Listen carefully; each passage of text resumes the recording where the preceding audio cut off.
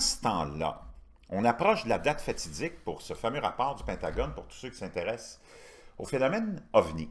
Et là, il y a Politico, un site très sérieux, parce que je vous l'ai dit, tout le monde s'intéresse à ce phénomène-là maintenant, parce que c'est devenu grand public, parce que les grandes agences de renseignement ont confirmé que leurs propres membres d'aviation ou de la marine ou de l'armée ont expérimenté des choses étranges. Et aujourd'hui, dans Politico, on rapporte le fait que, tout le monde se rappelle, on en parle beaucoup, de Lou Elizondo, cet ancien responsable qui a révélé un projet OVNI, accuse le Pentagone de campagne de désinformation contre lui et aussi contre le sujet, l'ensemble du sujet. L'ancien, c'est sous la plume de, je ne sais pas si on nous donne l'auteur, Brian Bender, de Politico. Donc, l'ancien responsable du Pentagone, Elizondo, qui a rendu public les rapports d'OVNI, a déposé une plainte auprès de l'inspecteur général de l'agence, affirmant qu'il y a une campagne coordonnée pour le discréditer, pour avoir pris la parole, y compris accusé un haut responsable de menacer, de dire aux gens qu'il était fou, selon des documents évalués par Politico eux-mêmes, selon son équipe juridique.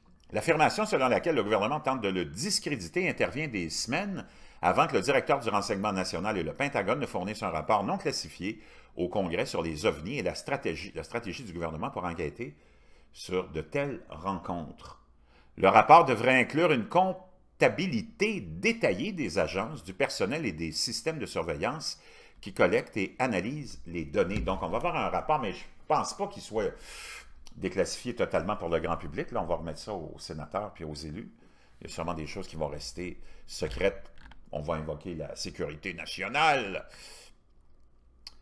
L'affirmation, hein, selon ce qu'il dit, c'est qu'il y a certaines personnes dans le département de la Défense qui, en fait, l'attaquaient et mentaient publiquement à son sujet, utilisant la couleur de l'autorité de leur bureau pour le dénigrer et le discréditer, et qui interférait dans sa capacité à rechercher et obtenir un emploi rémunéré dans le monde civil. Donc, on veut essayer tellement de le discréditer qu'on lui dit « Tu ne pourras même plus te trouver une job, mon ami. » Et non seulement ça, on est allé aussi à menacer sa sécurité et sa maison, ou la sécurité de sa maison, selon l'avocat d'Elizondo.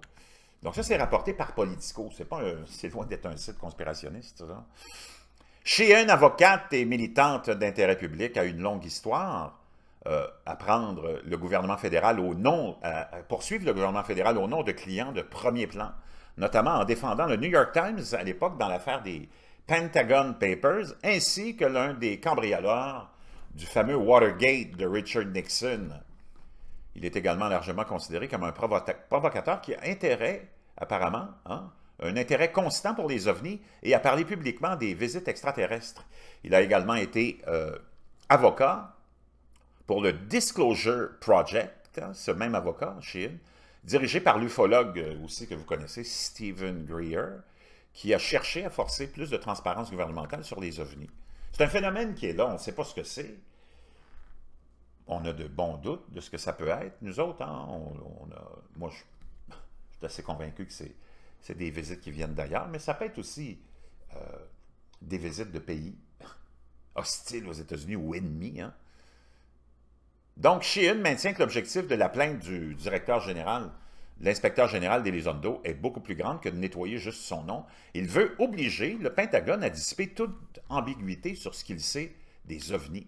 Personne ne semblait prendre ces choses au sérieux, ou cette chose au sérieux, a déclaré Sheehan à propos des préoccupations d'Elizondo lorsqu'il a quitté le Pentagone en 2017. Les différentes unités et les différents groupes qui sont responsables de la réponse à ces phénomènes particuliers, ils ne se renseignent pas mutuellement à ce sujet.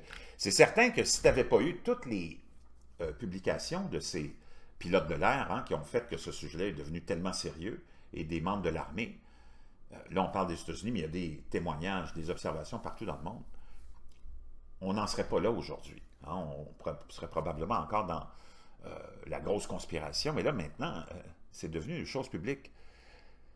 Donc, on en est rendu là. Donc, Elizondo a déposé une plainte à l'inspecteur général et a annoncé qu'une enquête sur les actions du Pentagone sur les OVNI, qui était entreprise par l'inspecteur général adjoint pour des évaluations sur l'espace, l'intelligence, l'ingénierie et la surveillance. Nous pouvons réaliser l'objectif au fur et à mesure que l'évaluation progresse et nous examinerons les suggestions de la direction pour des objectifs supplémentaires ou révisés. Donc, c'est quand même majeur, c'est important.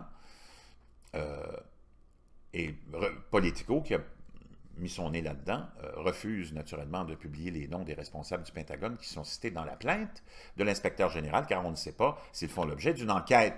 Mais Elizondo a déclaré à l'inspecteur général qu'il avait des preuves sous forme de courriels, de documents et de dossiers publics qui suggèrent un effort coordonné pour dissimuler la vérité au peuple américain, tout en portant atteinte à sa réputation d'ancien officier du renseignement du Pentagone. Très intéressant, on en est rendu là, chers amis, c'est quelque chose dont on n'aurait vraiment pas imaginé déjà il y a quelques années seulement. Ça en est rendu très, très sérieux. Elizondo a continué à affirmer publiquement qu'il croit que le gouvernement cache ce qu'il sait sur les OVNI ou les observations d'OVNI. Et Sheehan affirme également que l'expérience d'Elizondo au sein de la bureaucratie du Pentagone signifie une résistance beaucoup plus profonde à la pureté. Ça sera vraiment intéressant de suivre tout ça, et tout ça se déroule en même temps. On vit vraiment une époque unique, et on pourrait peut-être même dire que c'est notre ruée vers l'or à nous. Hein. C'est excitant comme c'est pas possible. Pour ceux qui sont intéressés à ce sujet-là, c'est captivant. C'est l'âge d'or de ce phénomène qu'on est en train de vivre ensemble. C'est historique. Profitez-en.